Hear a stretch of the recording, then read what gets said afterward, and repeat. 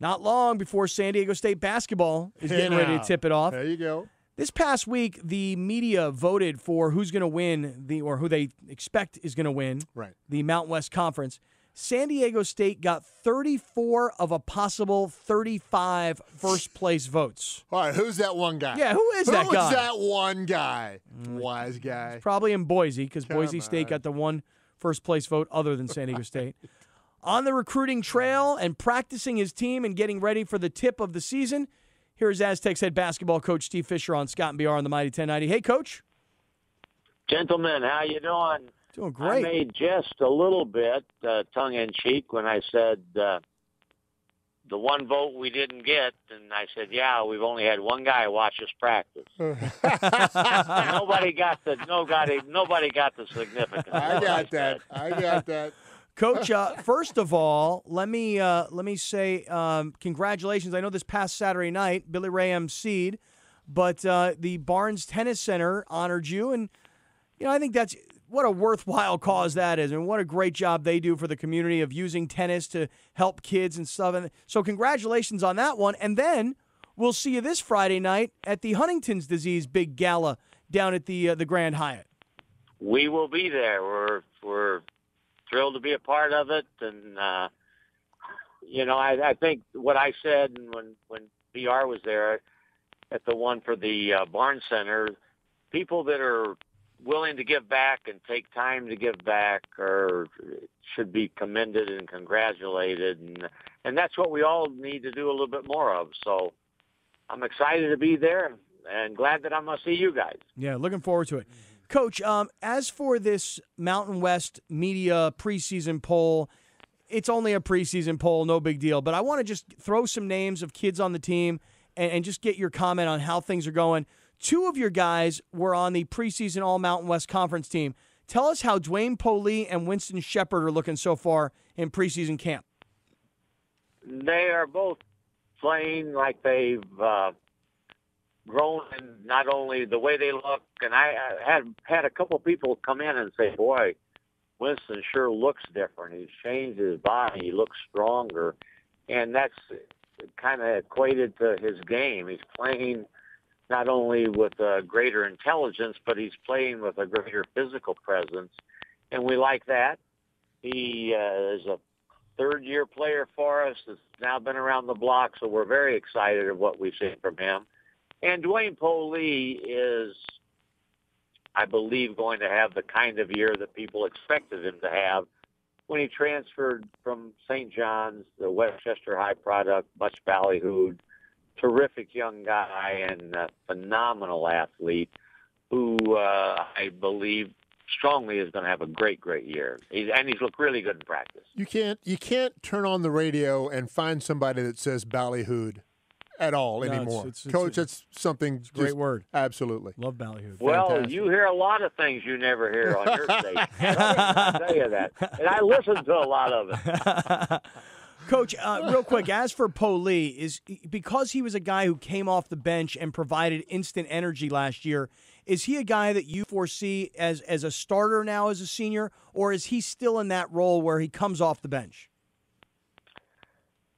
Dwayne's mother would chase me down the block if I tried to say he's going to be a sixth man to bring instant energy off the bench.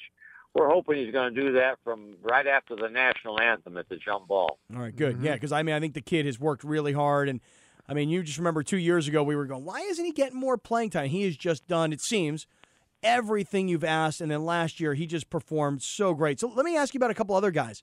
How's our big man? How's Skylar Spencer looking? The greatest thing that's happened to Skylar has been Angelo Cho. They go at one another in practice like they're playing a Final Four game, and they're good for one another. Skylar's made improvement, going to be a better player, and Angelo is helping that process along. All right, yeah, for Angelo, for those that don't know, Angelo Cho is the kid that used to sit on the bench with the dreadlocks that you went, who is that monster? 6'9", 220. He's a San Diego kid, but he started his college career at Arizona, and he's transferred back. So what can we expect from this kid? Angelo is our strongest player. He's a legit 6'9". He probably runs rim to rim is faster than anybody on our team. And he's regaining his confidence that he had when we saw him playing at Hoover High School.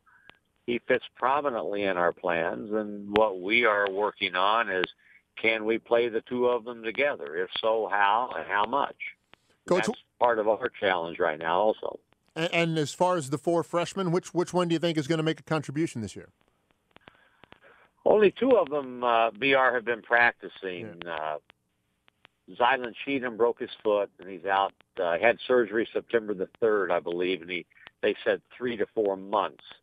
So he's done nothing. And Malik Pope has coming off 2 broken legs, and we are being very cautious in terms of how much he does. We love both of them. We've seen enough of Malik to say, boy, he's a talented young guy, and when he's able physically, he will be a wonderful addition to this team. We know that Zylan will also, but Zylan's probably further down the road in terms of when he'll be able to get back out on the court. So that leaves us 2. That leaves us Trey Kell, our local product, who we all saw a great deal of, who's a very smart player, can score the ball, can play a variety of positions. So he will figure prominently in our plans. And then Kevin Zavo is in the mix and fighting real hard for that point guard spot. So we like both of the freshmen that are able to practice, and we're anxious to see when we can get the other 2 on the court full time. Well, I have no idea. I mean, right now, I know we've got a while before the first game and these preseason games. But when you think about it, Coach Fisher, when you think about a starting 5, and I know you must probably have it in your mind, and maybe it's listed in the locker room, I don't know, but I mean, you got size now. Skylar Spencer, Angelo Chol, and I guess I would throw J.J. O'Brien in, but then you got so many big backcourt type players. You tell us. I mean, is there a starting 5 already listed? No, I don't think anybody feels as if they've got their position etched in stone. The guys that you've talked about are fighting for spots, and I would say the guys that started last year, it'll take a special player to beat them out of the gate, and yet we've had very, very competitive practices where 11 guys that we have practicing, at times you would say, he's capable. He will be out on that floor at times, and he can help this ball club. And that's a good feeling to have. It's good for all of us. I do think that maybe our most important player this year could be J.J. O'Brien because of his intelligence, his ability to play multiple spots, his ability to do so many things with and without the ball. He makes people better because he's very, very cerebral. He can anticipate, and he's a 5th-year senior. So you'll like JJ when you see him on the floor. And I think if you know sports and you watch the way he interacts with others, you'll say they need him on the floor. Yeah. Does he still have the high top fade? He still has that high top fade, but Malik's got the high top, the flat top. That's gonna take away from JJ. About JJ. Well, competing high tops. Well, Malik with the high top might be around 7'3", 7'4". Right. Close to that. I think you're right. I would think so. Well, Coach, we'll talk many times between now and the start of the season, and we'll talk all season long. We'll see you on Friday night. Great to catch up. Thank you very much. Oh, by the way, any word on X Thames? What's going on with him? Xavier's over in Spain. I have not. I've talked to his dad. Shortly after he left, he is adjusting, enjoying it, and we're all anxious to see how this year turns out for him. Yeah, and by the way, I haven't talked to him in 10 days to 2 weeks. Okay, I just want to say last thing. We've mentioned all these names, and if I don't mention this kid's name, his dad's going to kill me next time I see him because he's another local product. How's Matt Shrigley doing? Matt's doing great. I made a comment yesterday to the team that after we did our shooting, we have a 10-minute shooting drill we do every day. And I brought him in and I said, the number one catch-shoot player on our team right now, and the guy shooting the ball with the most confidence, is Matt Shrigley. And I said, Matt, you're to be commended.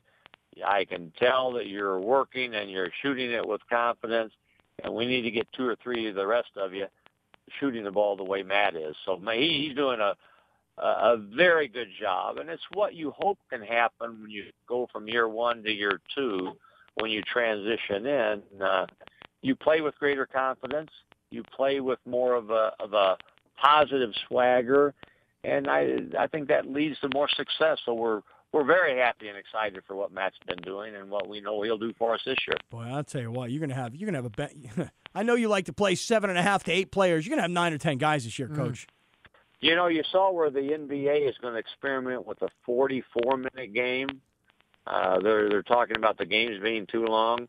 I'm going to see if we can petition for a 44-minute game so we can get a few more minutes on the clock, because we've got a lot of guys that can play, and it'll be our challenge and responsibility to find a way to give opportunity to guys when we see them practice after practice perform. So it'll be interesting to see whether I can do that. Yeah. So that remains to be seen. How many can we play and how many will we play? It's your big challenge. Yes, sir. Coach, we'll see you on Friday night. Really looking forward to it. Thank you. See you guys. All right.